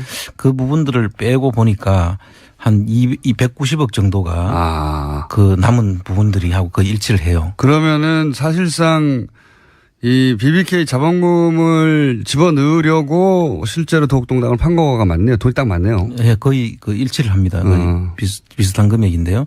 그 금액을 이제 도곡동 땅을 팔아서 다스에 이제 넣지 들어갔고, 않습니까? 예. 그 다스가 들어갈 때 그 여기서부터 이야기가 시작되는데요. 검찰이 그 당시에 예. BBK 수사를 특검에서 하기 전에 예. 검찰에서 도곡동 땅은 그럼 누구 거냐를 네. 수사를 했었습니다. 왜냐하면 그 돈으로 다스에 들어갔고 다스에서 그 돈이 BBK 자본금이 됐으니까. 그렇습니까요? 네. 그때 한나라당의 그 자기들 경선을 할 때 이 네. 누구 거냐가 이미 문제가 됐었고 네. 사실 제가 그 서류를 봤다는 사람이고요. 네. 그때 당시에 검찰에서 예. 그 부분을 이제 수사를 해서 결론을 내렸는데 제3자 거라고. 김재정 이상 것 누구 것도 아니고 제3자 것이다 예. 이렇게 했죠. 왜냐하면 땅은 김재정 이사원 건으로 돼 있었는데 예. 그게 아니다. 제3자 거다. 근데 예. 제3자가 누군지 말 안 했어요. 그렇죠. 근데 그 제3자를 검찰에서 그 당시에 네. 조사를 하려고 했는데 조사에 응하지 않아서 조사를 할 수가 없었다. 제3자가 누군지 알았다. 예. 검찰은. 조사를 응하려고 그러면 통지를 하고 오지 않았으면 못했다는 것은 그렇죠. 미리 알았다는 것이죠. 그렇죠. 다만 발표를 하지 않았을 뿐이고요. 네. 그 제3자가 그 도곡동 땅 주인이었다는 것이지 않습니까? 그렇죠. 그런데 그 돈이 이제 다스로 들어갔어요. 예. 그리고 다스에서 BBK 들어갔고. 그렇죠. 그 우선 다스까지 들어간 것만 네. 우리가 보면 이 다스에 들어간 돈들이 지금 제3자의 것이면 들어갈 수 있는 게 그 자본금으로 들어가든가 예. 아니면은 빌려올 경우에만 들어갈 수가 있죠. 가수금 뭐 형태로 잡히든가 뭐. 그렇죠. 그래도 빌려온 돈으로 회사가. 예, 주임종 단기 채무 뭐 이런 예. 식으로 잡혔어요. 왜냐하면 회사는 김재정 이상은 씨의 것이었기 때문에 제3자 것이면 자기들 돈이 아니니까 빌려와야 되는 거 아닙니까? 그렇죠. 회사 입장에서는. 그런데 나중에 결론적으로 보면 그 190억에서 일부인 140억이 돌아올 때 예. 2011년도에 장부에 적혀 있는 걸 보면 예. 140억은 다스 돈으로 돼 있어요. 빌려온 게 아니라. 예. 그럼 사실은 그 말이 안 되네요. 그 돈을 돌려줬어야 되지 않습니까? 그렇죠. 140억을 제3자한테 줬어야 되는 거죠. 그럼 다스하고 제3자가 사실 한 몸이 아니면은 예. 동일체가 아니면은 그렇게 회계 처리를 할 수가 없지 않겠습니까? 당연히 그러네요. 그럼 이거는 누구 책임을 따져 국세청 책임을 따져야 되는 겁니까? 아니죠. 그 당시에 검찰이 제3자의 그 것으로 보이는 그 제3자를 조사를 할 정도로 통보도 했을 테고 오지 않았다면 검찰의 답이 있다고 봐야죠. 그렇군요. 그렇습니다. 이 이야기를 저희가 월요일에 하려고 했는데 서론하다가 끝나버렸고요. 예. 그렇습니다. 그래서 그 얘기가 뭐였는지 궁금해하시는 분들을 위해서 일부죠. 예, 그렇습니다. 일부. 지난주 못했던 얘기는 다음 주 월요일에 하기로 하고요. 예. 예. 그리고 또 일부 그 당시에 또 BBK 특검을 할 때 다스를 예. 또 조사를 했지 않습니까? 예, 예. 그때 이제 아마 그때 특검이 정호영 특검인가 그러신 분인데 그때 이미 100억대에서 150억대의 그 비자금이 발견이 됐는 거를 예. 그 당시에 덮었다고 어떤 하죠. 이유에서든지 비자금에 대한 이야기가 그 뒤에 발표에도 네. 없었었어요. 그때 그러니까 다스의 비자금이 그때 당시에도 발견됐다면 그때 이미 이제 특가법으로 그렇죠. 다스의 비자금이 회사 돈을 횡령한 자금인지 그러니까요. 아니면 그 회사 돈을 다른 데서 어떻게 형성해서 했는지에 대한 거는 그 당시에 세무조사라든지 아니 검찰 수사가 있었어야 되는 거죠. 자, 그러면 그건 검찰의 책임을 물을 사안인데 검찰이 일을 제대로 안 했다. 검찰이 답을 해야죠. 이제는 답을 해야 되는 상황이고 다스 누구 겁니까 다들 묻고 있기 때문에 그렇습니다. 이제는 답을 해야 될 타이밍인 것 같고요. 자, 오늘의 본론 이거 아직 서론입니다. 오늘의 본론은 뭡니까? 오늘은 이제 그 국세청에서 그 김재정 씨 그때 그 다스의 그 최대 주주였던 김재정 네. 씨가 2010년에 이제 사망을 하지 않습니까? 네. 2010년 2월 7일 날 아마 사망한 걸로 지금 나오는데. 그런 날짜를 다 어떻게 기억하십니까? 그 기억이 되네요. 이상하게. 근데 그분이 이제 돌아가시고 난 뒤에 상속세 신고를 하는데 저희들이 네. 그 주진우 기자가 그때 서류를 이제 밝힌 걸 보면 여러 가지 검토가 나오지 않습니까? 네네. 그 중에서 상속 검토를 하면서 상속세를 계산할 때 그 이익을 가지고 몇 년치 이익을 가지고 하는 방법이 있고 그다음에 순자산 가치라 그래서 자산 가치를 가지고 평가하는 방법이 있습니다. 상속 재산을 평가하는데 그걸 두 개 합해서 이제 평균을 내는데요. 그걸 계산하는 과정에서 국세청이 계산하는 과정에서 국세청 계산하는 과정에서 이익을 몇 년도 이익은 좀 지금까지 신고가 안 됐으면 줄여 가지고 하고 뭐 이런 내용들이 나옵니다. 그 속에. 그렇다면은 이 상속세는 신고를 하고 끝나는 세금이 아니거든요. 그래요? 신고를 하고 나는데 정부 조사 결정 방식에 의한 세금이라고 해서 정부가 조사를 해서 확정을 지어줘야 되는 그러니까 상속 세금을 낼 때 재산이 얼마 있는지 나는 이만큼밖에 재산이 없어 이렇게 축소할 수가 있으니까 그렇습니다. 실제 재산이 그만큼 있는지 없는지를 정부가 조사를 해야 한다. 예, 신고를 해야 되죠. 그래서 지금 이 케이스는 조금 특이하게 지금 저희들이 의혹을 가지고 있는 것은 김재정 씨가 이명박 씨 재산을 김재정 씨 이름으로 가지고 있다는 거 아니겠습니까? 네, 그런 의혹이 있는 거죠. 그런 의혹을 가지고 있는 건데 그분이 돌아가셨어요. 그럼 실제 그 사람 상속세가 아닐 수도 있는 거고. 그렇죠. 또 그 평가하는 방법에 있어서 아까 같이 여러 가지 이제 그 꼼수를 부리려고 했던 정황들이 있는데. 자기 재산을 줄인다든가 뭐 이런. 그래서 그럼 그 평가하는 방법에는 문제가 없었는지 살펴봐야 되죠. 그래서 그걸 결정을 해줘야 될 책임이. 살펴보셨더니 어떻습니까? 제가 볼 때는 상당히 문제가 많죠. 어떤 문제가 있습니까? 국세청에서 세무조사를 해서 그 평가를 특별히 이익을 뭐 올해까지 계산 2009년도가 예를 들어서 그까지 계산을 한다 그러면 2010년도로 이익을 넘기는 방식으로 해가지고 줄인 정황도 있고요. 아, 그래요? 그러니까 세금을 덜 내려고 우리가 돈 못 벌고 있어요. 네, 그렇게 하려고 올해 번 건데 내년으로 떠넘겨버린다. 내가 장부상. 이익을 이제 이연시키는 거죠. 그래서 그 다음 해 이익으로 이제 화하는 방법으로 해서 이거 상속세 줄이는 방안까지 연구가 했더라고요. 아, 그래요? 그런 사항들을 국세청이 사실은 제대로 조사를 할 필요가 있는 것이고요. 그 다음에 또 한 가지는 물납 문제가 있습니다. 주식으로 냈던 거. 주식으로 물납을 했는데. 그 자체가 문제입니까? 그 자체가 문제죠. 왜 그렇습니까? 그 물납은 제일 가장 국가가 그 물납을 받아서 현금으로 환가하기 쉬운 것부터 받는 것이 원칙이죠. 그렇죠. 세금은 현금으로 받아야지. 뭐 정부가 주식 투자하는 것도 아니고. 심지어는 지금 여기 이건 좀 케이스는 다릅니다만 비상장 주식 같은 경우에는 그 주식 자체를 이 가공으로 이익이 있는 것처럼 실제로 이익이 없는데 이익이 있는 것처럼 하는 기업들이 비상장 기업들이 많습니다. 그 이유는 건설업체 같은 경우에 이제 강극공사를 입찰을 한다든지 할 때 이익이 나는 기업이라야 점수가 올라가거든요. 그렇겠죠. 또 자금이 부족한 사람들은 은행에서 돈을 빌리기 위해서 실제로 이익이 없는데도 분식을 해가지고 이익이 있는 것처럼 해가지고 돈을 빌릴 때 유리한 그렇죠. 그거를 갖기 위해서 합니다. 그런 경우에는 사실상 그 이익을 가공으로 만들어놨기 때문에 가짜로 만들어놨기 때문에. 예, 가짜로 만들어놨기 때문에 그 기업 가치가 사실은 그만큼 안 되는 것이죠. 그래서 세금을 그 가짜로 만들어놨는 기준으로 해가 주식을 판단해가 비상장 주식을 물납을 했을 경우에 종이 쪼가리를 지고 있는 경우가 많습니다. 그렇겠네요. 그러니까 비상장 주식 같은 경우에는 주식의 가치가 명확하게 산정이 안 돼 있는데 그렇습니다. 그 회사가 회사의 가치를 부풀려서 예. 산정하게 하는 방법을 쓰는 경우가 많기 때문에 그럼 비상장 회사 같은 경우에는 주식으로 물납을 안 받습니까 보통은?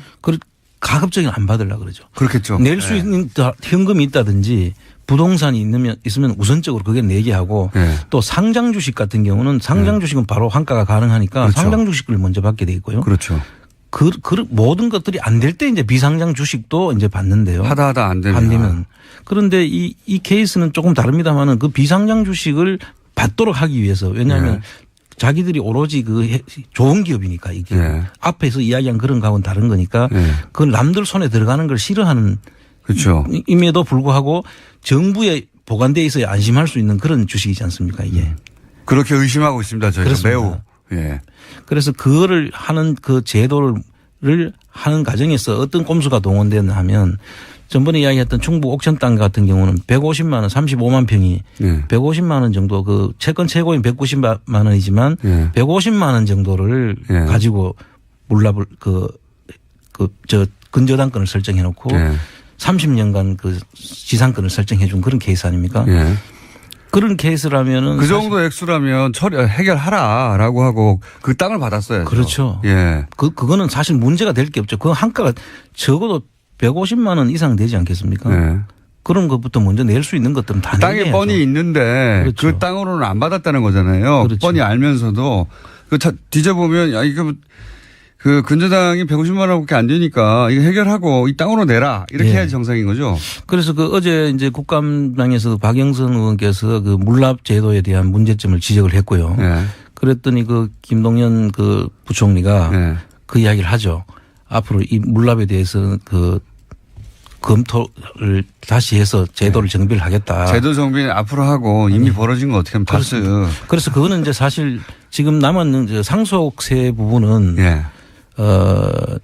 조사를 할 수 있는 기간이 남아 있습니다. 지금 아직도 남아 있습니다. 보통 이제 부가제척 기간이라는 소멸시효 공소시효 기간이 이제 보통 5년인데 상속세는 10년이에요. 10년. 그리고 2010년도니까 지금 아직 충분히 남아 있는 기간. 2010년도니까 예. 남아 있고요. 다스는 공소시효 남은 게 많군요. 그렇습니다. 예. 그러고 또 이명박 대통령과 관련된 것들은 뭐 예. 대통령 재임 기간은 또 공소시효에서 빠지지 그렇죠. 않습니까? 아까 말씀하신 뭐 100억 정도 되는 비자금이 발견됐다 예. 하는 것도 이명박 전 대통령 임기 5년 동안은 공소시효가 중지되기 때문에 예. 특허법은 10년이거든요. 그렇죠. 그러니까 2005년에 했어도 15년간은 유효한 거니까요. 그렇습니다. 예. 2020년까지는 가능합니다. 제가 볼 때는 이 다스에 대한 전수조사가 필요한 부분이다. 예. 그 다스가 누구 겁니까라는 게 요즘 유행이지 않습니까? 예. 그 다스가 누구 건지를 답해야 될 기관은 국세청과 검찰이다. 저는 그렇게 보고 있습니다. 특히 아까 말씀하신 제3자 그건 검찰이 답해야 되는 것이고 그렇습니다. 지금 물납을 비상장 주식을 보통 안 받는데 왜 네. 받았냐부터 시작해서 그리고 물납 그러니까 주식으로 받기 이전에 충분히 부동산으로 받을 수 있지 않았냐. 예. 국세청은 그걸 모를 리가 없지 않습니까? 그렇습니다. 예. 당연히 가장 현금화하기 쉬운 것부터 받는 건데 그렇죠. 가장 빠른 게 비상장 주식은 뭐 거래가 안 되니까 안 팔면 예. 거래가 안 되니까 땅부터 하면 바로 되는 거 아닙니까? 예. 우선 환가하기 쉬운 것부터 이제 해야 된다면 땅이 당연히 들어갈 거고요. 예.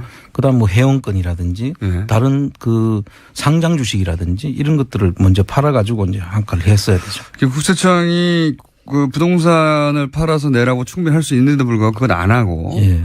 안 하고 굳이 주식으로 받아줬다는 거 아닙니까? 그렇습니다. 예. 이거 국세청장을 하신 분으로서 이 정상적이지 않다고 보시는 거죠. 매우 이상한 거죠. 매우 이상한 거죠. 그 안에서 제가 그 뒤에 이야기를 들어보면 예. 그 당시에 내부에 있던 국세청 고위층이 예. 이 부분을 전부 다 검토를 하고 예. 그 뒤에서 자료를 제시했다는 그런 지금 뒷이야기가 있습니다.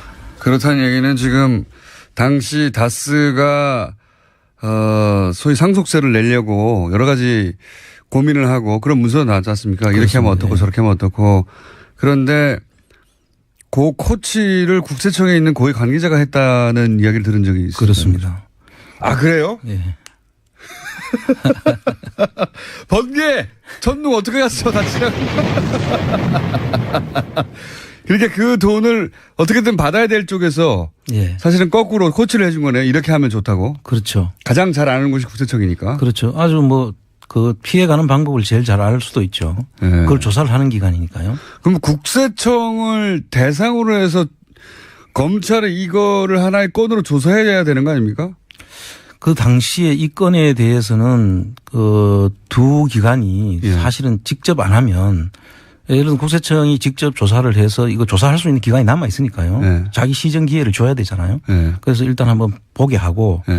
만약에 안 하면 감사원에서 지적을 할 수 있다고 저는 봅니다. 감사원에서 지적을 네, 하고. 그 국세청 문제를 일단 왜 감사원에서 고발할 수 있게 됐겠네요. 감사원 감사를 하면 그 네. 내용들이 이제 명백하게 밝혀지죠. 아, 이게 들으신 이야기인 거죠, 이제 지금. 예, 그렇습니다. 국세청 네. 고위 관계자가 다스가 꼼수로 물납할 수 있도록 코치를 해준 정황이 있다. 예. 누군지 아십니까? 말씀 짐- 못 하시겠지만 짐작은 가는 사람이 있습니다. 짐작을 하는 게 아니라 누군지 아시나 보군요. 이름은 안 여쭤볼게요. 하여튼 있다는 거죠, 구체적으로. 예, 지금 현직에서 퇴임한 사람입니다. 그래요? 네. 그러면 누군지 아시네요. 네. 제이모 씨 이런 식으로도 안 됩니까? 그 코치를 받았겠거니 했는데 그러면 자산관리공사도 당연히 연루되어 있을 수 있겠습니다. 그렇게 봐야 됩니다. 이 자산관리공사에서 사실 그때 세금이 한 450억 정도 되는 거예요. 고위층이라면 어느 정도 고위층입니까? 국세청장급입니까? 나중에 최고 위층으로 올라갔죠. 아, 국세청장급이군요. 네. 예. 자산관리공사 네. 책임은요? 이 자산관리공사의 경우에는 이 당초에 이제 우리가 그 상속세를 계산했을 때 내는 금액이 그 20% 해당되는 금액 자체가 얼마였나 하면 450억 정도 됐다는 거죠. 예. 근데 그 450억을 이제 주식으로 이제 물납을 했는데 그게 해당되는 금액이 20% 가까이 19점 몇 프로 네. 약 20%에 가까운 그 주식이 지금 물납이 돼 있는데 그게 가자마자 자산관리공사에서 평가를 새로 해가지고 이제 네. 매각을 하려면 평가를 해야 되지 않습니까? 그렇죠. 그 자산관리공사의 평가로는 850억 정도로. 두 배로. 그렇죠. 예. 이게 참 이상한 일입니다. 이상한 일이죠. 예. 그 세금을 낼 때는 450억. 예. 팔려고 할 때는 850억. 850억. 예. 그게 지금 안 팔겠다는 생각이 말이죠, 이게. 그렇죠. 그래서 지금은 거의 한 400억, 500억 가까이 되는. 그러니까요. 못 사게 하는 거 아닙니까, 이거? 거꾸로? 그래서 지금 현재 저희들이 이제 그 보는데 이 비상장 주식이라는 것은 예. 사실 주식을 우리 보면 49%, 48, 7%를 가지고 있어도 그 4% 부족한 것이 어디에 붙느냐에 따라 51%를 가진 경영권을 가진 그렇죠. 사람만이 사실 문제가 있거든요. 보통 상장 주식 같은 경우에는 지분을 가지고 있어도 상당한 그 투명성이 보이는데 예. 비상장 주식은 경영권을 가지지 않으면은 사실상 없죠. 의미가 없는 거거든요. 네. 그렇지만 저희들은 이제 3%라도 우리가 확보해가지고 예. 정보를 알려고 하는 것이고. 그거 알아보시고 있습니까? 예, 지금 계속 알아보고 있습니다. 예, 다음 방법이 보입니까? 예, 지금 조금 몇 가지 문제점이 있어서. 한 사람 앞에 한 15만 원씩 사가지고 10만 명만 모이면 저희가 다스 경영에 참여하거나. 경영에 참여할 수 없고요. 예. 그다음에 또 경영에 참여 못하시면 경영의 정보를 요구할 정보를 요구할 수 있는 예. 권리가 이제 생긴 3%를 가지면 여러 가지 이제 우리한테 권리가 주어지는 것이니까 예. 그 3%를 가지는데 이게 이익 없이 여기에 참여해야 될 사람들이 있습니다. 이게 예를 배당을 하는 회사 같으면 예. 경영권을 가진 사람들이 배당을 결정을 하는데 예. 배당을 안 하고 계속 가지고 있으면 그 돈 그만큼 넣어놓고 계속 이게 예. 그 사람들한테 그 인내를 해라고 우리가 15만 원 해야 손해죠. 되는데 예. 손해라기보다는. 15만 원 정도 가진 분들이 손해는 아니지만 예. 거기에 대한 못하고. 수익을 활용을 예. 못하니까요. 기회비용이 사라지는 거죠. 예. 그래서 이런 그분들을 강요를 해야 되니까 그걸 어떻게 이제 우리가 해결을 해야 되는지 예. 그런 부분들도 좀 고민해야 될 부분이 사실은 주주총회에 계속 참석해야죠. 그래서 이제 정보를 알려주고 그분들한테 우리가 보상해 줄 수 있는 것은 이 다스가 어떻게 움직이고 있다는 정보를 파악해서 돌려주는 그게 네. 사실상 그분들한테도 우리가 해줄 수 있는 혜택이라면 혜택이거든요. 예. 얼마나 밉겠어요. 하여튼 이게 간단한 문제는 아니어서 계속 알아보시고 있는 거죠. 그렇습니다. 합법적으로 제대로 할 수 있는 방법을. 그리고 이런 지금까지 그 청장님이 사실 저희 방송에 처음 출연하신 거는 최순실 예. 해외의 은닉 재산으로 보여지는 수정되는 재산들 네. 찾아서 이걸 국민들한테 되돌려 줘야 된다고. 그렇습니다. 자비로 계속해서 독일을 돌아다니신 거 아닙니까? 그렇습니다. 그래서 일부를 찾아내기도 하셨고. 예. 그러다가 그걸 쭉 하시다가 주진우 기자가 다스 관련 문서들 잔뜩 들고 와가지고 이제 갑자기 이명박 전 대통령 재산 찾기를 지금 하고 계시는 거 아닙니까? 예, 예. 찾아 돌려주기. 예, 그렇습니다. 다스는 누구 겁니까? 아니고 대답이 계속 없으면 우리 주든가요. 어떻게 전 이명박 대통령이 만약에 주인이라면 네. 저희가 찾아주면 저한테서 엄청 고마워하겠죠. 본인도 모르고 있으니까. 자기는 아니라고 주장했는데. 본인 게 아닌가 보다 생각하고 살고 있다가 우리가 재산을 찾아주면 얼마나 좋겠어요. 그렇죠. 예. 그런데 이런 걸 다 묶어서 이렇게 낱개로 할 게 아니라 국민재산 되찾기 운동본부를 만드신다면서요. 예, 지금 저희들이 이제 여러 가지 이런 찾는 활동에 동참하는 분들이 많은데요. 특히 그 해외에 있는 교포들이 네. 성화가 지금 아주 많았습니다. 그동안에. 독일 교민들이 그러신다는 얘기는 들었는데 또 다른 데도 그렇습니까? 미국도 지금 미국에서도 지금 큰 불이 붙었습니다. 지금. 그래요? 예, 왜 이거 안 하느냐. 이명박 전 대통령 재산이 미국에 있답니까? 뭐 지금 뭐 여러 가지 지금 전에 우리가 그 저수지 게임 예. 캐나다 쪽에 계신 분들. 가는데 그게 다 이제 연결되는 그런 과정인 것 같고요. 그 이야기들이 많이 있어서 그분들이 지금 국내에 있는 분들보다 더 훨씬 더 성화가 심합니다. 빨리 찾자. 나도 도와줄 테니까 이런 분들이 많아요. 뭐 왜 안 찾습니까? 이러고 있습니다. 지금.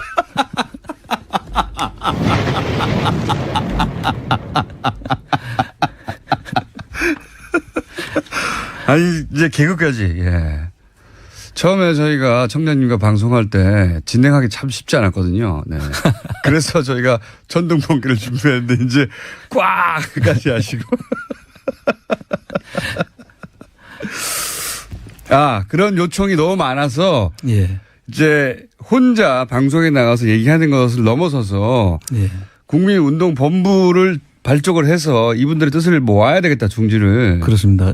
이제 국회의원 회관에서 10월 25일 날 네. 2시에 이제 창립 총회를 겸해서 이제 출범식을 이제 하기로. 이거는 국회에서 하는 게 아니라 정치권에서 하는 게 아니라 지금 실제 주체는 국민운동본부고요. 국민운동본부라 하면 여기서 청장님 아닙니까? 제가 좀 쉬면 되는 것이죠. 청장님 개인 운동본부에서 이제 국민운동본부로 좀 넓혀가보자. 사실 이제 제가 한다고 하더라도 이제 앞에 이 뜻을 같이 하시는 이제 네.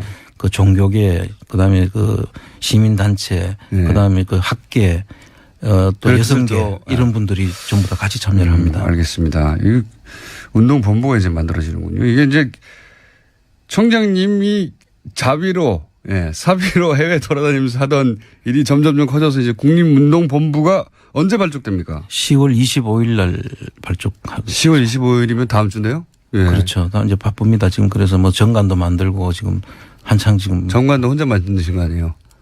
예, 뭐 같이 그 노승일 부장이 개인 운동본부에서 국민운동본부로. 노승일 부장이요? 예, 노승일 부장이. K스포츠. 예, 그 재단법인 만들고 그분 요즘 하는데. 백수죠? 근데 재단법인하고 그 최순실 씨한테 상당히 많은 기법을 배웠더라고요. 많은 기법을 배웠더라고요. 재단 만드는 기법을 많이 배웠기 때문에.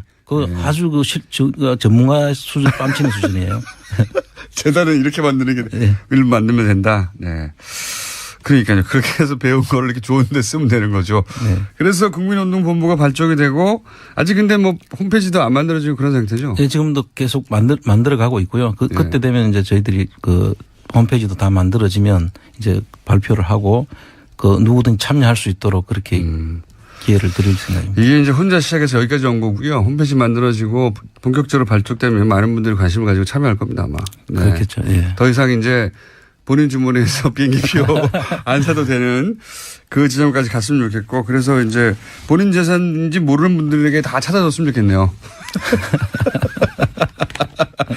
인권운동인데 일종의 인권운동이고 본인 재산인 줄 모르고 살다가 지금 얼마나 억울합니까? 예.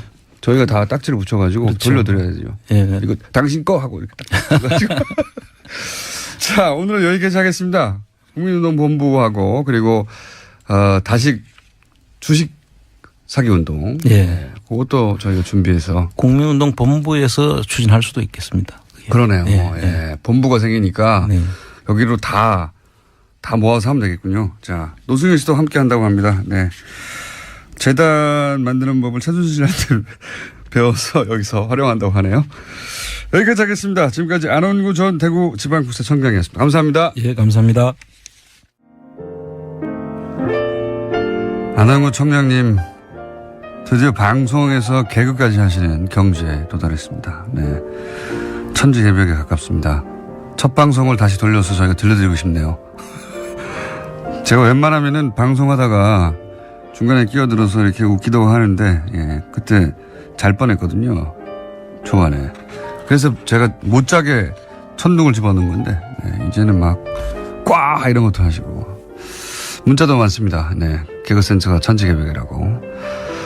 자, 다스 얘기도 많이 나옵니다. 예, 군인들이 먹는 이 군대 음식입니다. 맛 다시라고 있어요. 예. 다시마 같은 거를 이렇게 변형해가지고 뿌려주는, 예. 밥에 아무 음식이나 뿌려 먹는, 예. 군대 음식인데 맛 다스로 바꾼다고 지금 자체적으로 예, 그런 문자도 와 있고 독일어로 이것은 무엇입니까 하는 말이 다스 이스트 바스. 이거 노래 좀 만들어주세요. 다스는 누굽니까 이거. 예, 능력자분들 이렇게 각종 외국어로 해주셔도 되고. 그리고 최일구 씨는 이제 술 드신 게 아니냐는, 예. 그분이 평상시 톤이 이렇습니다. 예. 최일구 씨에 대한 문자도 많이 왔습니다. 그리고 제보도가 있네요. 예. 이명박 전 대통령이 파나마에 왔을 때 누군가 수첩을 흘렸어요. 예. 그래서 수첩을 줘서 갖고 있는데 아직도 요즘 그거 펼쳐보니까 석유공사 어쩌고 하는 내용이네요. 네.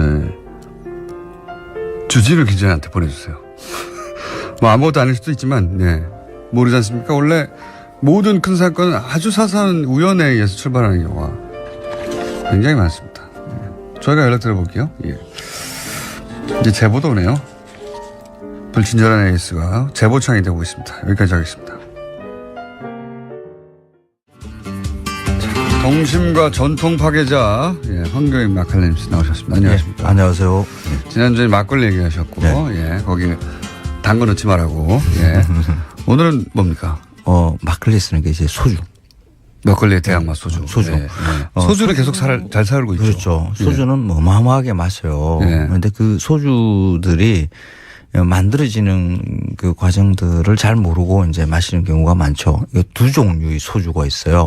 완전히 다른 두 종류가 있습니까? 네. 하나는 우리가 가장 흔히 마시는 게 희석식 소주이고요. 네. 그다음에 정류식 소주. 저는 소주는 증류인 줄 알았더니 그게 아니에요? 희석식 소주가 있어요. 사실 이 희석식 소주는 사실 소주라고 이름을 붙이기가 좀 애매한 건데 그냥 이렇게 붙이는 거죠. 전분으로 이 알코올을 만들 수 있는 게 원래 뭐 알코올균의 활성화를 해서 누룩으로 해서 하는 방법은 그렇게 많은 알코올을 만들어내지 못하거든요.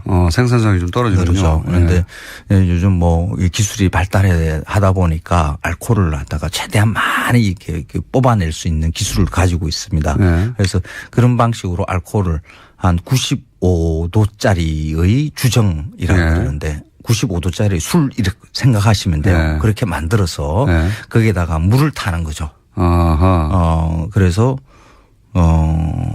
이렇게 뭐 여러 감미료 넣고 뭐 이렇게 향도 넣고 뭐 이렇게 해가지고 내놓는 게 지금 희석식 소주입니다. 그 대부분이 그렇습니까? 네, 대부분이 그렇습니다. 우리가 그 소주가 그 마트 같은 데 가면 뭐 그 1,000원대지 않습니까? 그렇게 그렇죠. 값싸게 우리나라에서 가장 대중주라고 할 수 있는 가장 싼 술이죠. 그렇죠. 네. 그래서 이렇게 값싸게 먹을 수 있는 게 이제 그런 기술이 바탕이 되고요.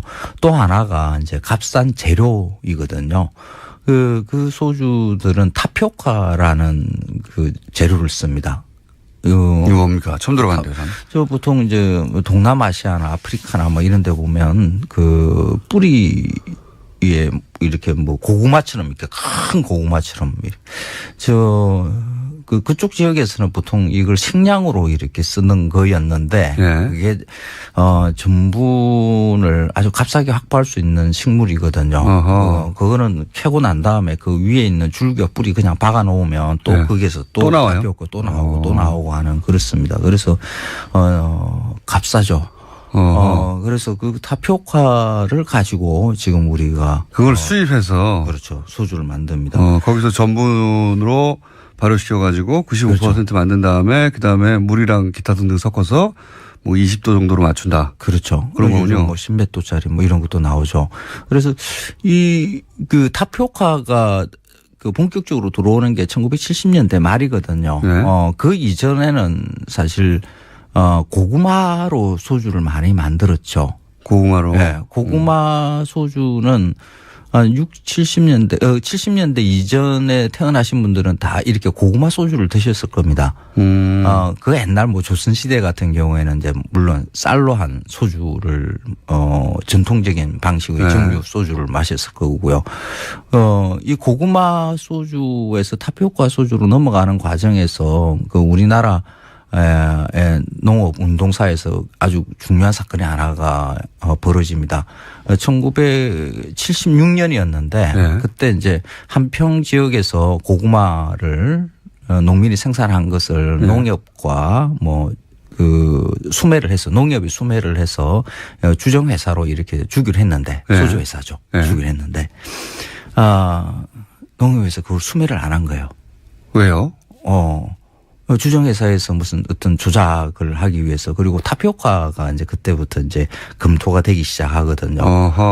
갈아타기 하는 거죠. 제도 갈아타기. 그래서 한평 지역에 있는 그 고구마 재배 농민들의 고구마가 막 썩어 나가고 막 원래 거기서 구매해 주기로 해서 재배를 했는데 그걸 안 사줬다는 거죠. 그렇죠. 갑자기. 그렇죠. 사전 통보도 없이. 그렇죠. 그래서 농민들이 그에 대한 손해배상을 요구하면서 시위를 합니다. 그러니까 대한민국 건국 이후에 최초의 농민 그 투쟁이죠. 그게 크게 있었습니까, 그게? 그런 그렇죠. 사건이? 그게 한 3년 정도 이렇게 3년이나? 버텼는데 뭐 그때 뭐 농민들 입장에서는 배신당한 거고. 그렇죠. 당연히 이제 그 보상을 받아야 되는 거죠. 그런데 뭐 그 당시 뭐 정치 상황 잘 알지 않습니까? 그 박정희 정권 하에서 그 농민들이 굉장히 많은 고통을 당했죠. 폭력적인 그 진압들. 진압 당했겠죠. 그렇죠. 우리가 마시는 소주가 그 고구마에서 이렇게 넘어가는 과정에서 농민들의 고통이 그렇게 한 번 있었고요. 이 사건 이후로 사실 넘어가게 되는 겁니까? 그렇죠. 본격적으로? 그렇죠. 지금 그러면 그걸 수입을 했던 회사 쪽도 한번 봐야 되겠네요. 그 회사와 정부의 결탁. 이런 거는 이제 안 청장님이 잘 아실 텐데. 왜냐하면 술 문제는 국세청이 제일 잘 알아요. 이게 세금을 걷어가야 되니까, 그 관리를 거의 다 국세청에서 하거든요. 그래서 안 청장님이 나중에 이 술 문제도 한번 다뤄주시면. 왜냐하면 이거는 제가 보기에는 농협이 술 만드는 회사하고 이게 사전에 싸바싸바가 되지 않으면 갑자기 그 전에까지 계속해서 구매하던 걸 일시에 중단할 수는 없지 않습니까? 맞아요. 이 사건이 뒤에 가서 그 농협과 주정회사와 뭐 정부의 뭐 일부 커넥션. 뭐 식품부 뭐 그때는 농림부죠. 하고 뭐 이렇게 그게 밝혀졌죠. 그래가지고. 밝혀졌군요. 그래서 막 그러지 않고서 그럴 리가 그렇죠. 없죠. 그런데 이제 우리가 마시는 이 소주가 타피오카를 원료로 하는 이 희석식 소주라는 게 값싸게 우리가 술을 마실 수 있다라는 게 소비자 입장에서는 조금 뭐 괜찮은 일일 수도 있지만은 좋은 술을 마시게 하는 방법도 아니고요. 소주가 지금처럼 그 저렴해질 수 있었던 계기이자 소주의 질이 전반적으로 하락하는 계기입니다. 그렇죠. 그리고 또 하나가 지금의 그 농업 환경들 농민들한테도 이렇게 큰 도움이 안 되는 거거든요. 그 일본 우리 가까이 있는 일본 그 일본과 우리와 농업 환경이 거의 비슷해요. 뭐 인구 대비대 뭐 농지 면적 뭐 농민 수 이런 게 우리보다 훨씬 또 적기도 하고요. 그 농민 수는. 그런데 그 일본에서는 그 고구마라든지 쌀이라든지 자국 생산의 그 농산물로 하는 소주가 굉장히 많거든요. 지역마다 가보면 그런 소주를 만드는 게 굉장히 활성화되어 있습니다. 우리나라도 사실은 그 지역마다 소주가 있었잖아요. 지금도 있긴 있는데 지금은 그 도별로 그것도 이제 국세청하고 관련이 있는데 그래요? 국세청이 세금 잘 거두려고 효율을 위해서 이렇게 통합한 거라고 이렇게 보면 돼요. 지역마다. 예.